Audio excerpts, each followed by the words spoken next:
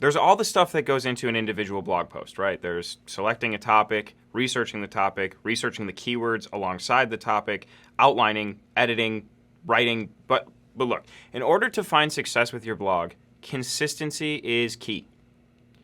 As we talked about in an earlier episode on thought leadership, episode 1 of season 2, consistency and quality are the 2 ingredients for earning trust, credibility, and ultimately being given the benefit of the doubt, as you just heard Jay mention. In fact, inconsistency is one of the most common mistakes of blogging. So let's return to Jay here for a second insight. What do you see as like one of the most common mistakes or biggest pitfalls in terms of blog writing?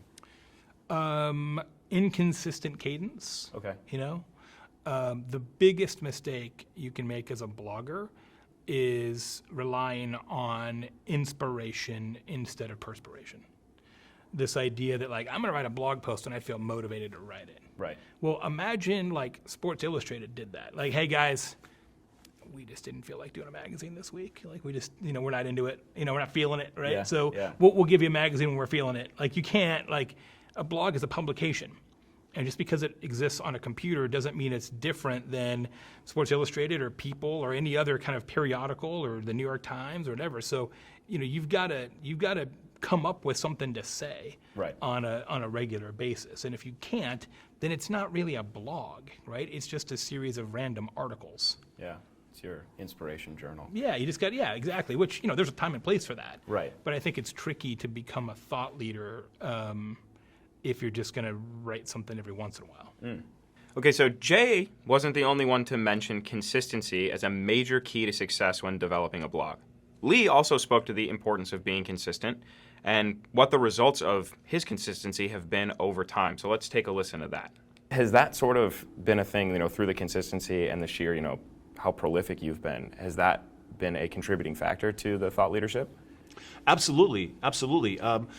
Developing using a blog as a platform for communicating ideas, throwing digital spaghetti against the wall, so to speak, to see if ideas would resonate, has been beneficial so much. And our blog would get, just thousands of visitors a day, right? Mm-hmm. And so, sure, I could go spend advertising money on landing page content or ideas or campaigns and trying to see if that's going to work or not. Or I could put that idea out to our community that's going to get just as much audience, and I can do that on a daily basis.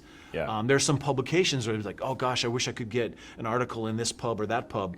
Well, I could just publish on our blog, and between that and social media, have as much distribution as some of the publications that we're aspiring to be in. And so from a thought leadership standpoint, being able to publish and test ideas and see if they resonate has been very, very beneficial because you can iterate off of that. And it's that didn't, I've made up expressions like participation marketing or digital asset optimization.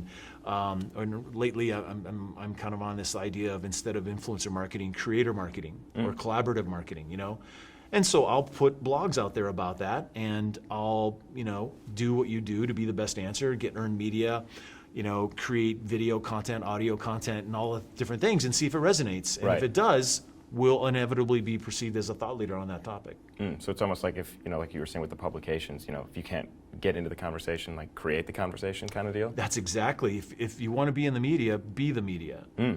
Now, blogging is certainly a way to get yourself closer to being the media, as Lee said. But again, consistency and quality are your goals. Consistency in frequency of blogs that you put out, but also consistency in the quality of your articles as well. And as we've covered here, you want to write for humans and search engines, but mostly for humans. Because if you write for humans well, if you answer the questions, if you cover the topics thoroughly, you're going to find yourself writing for the search engines without even trying.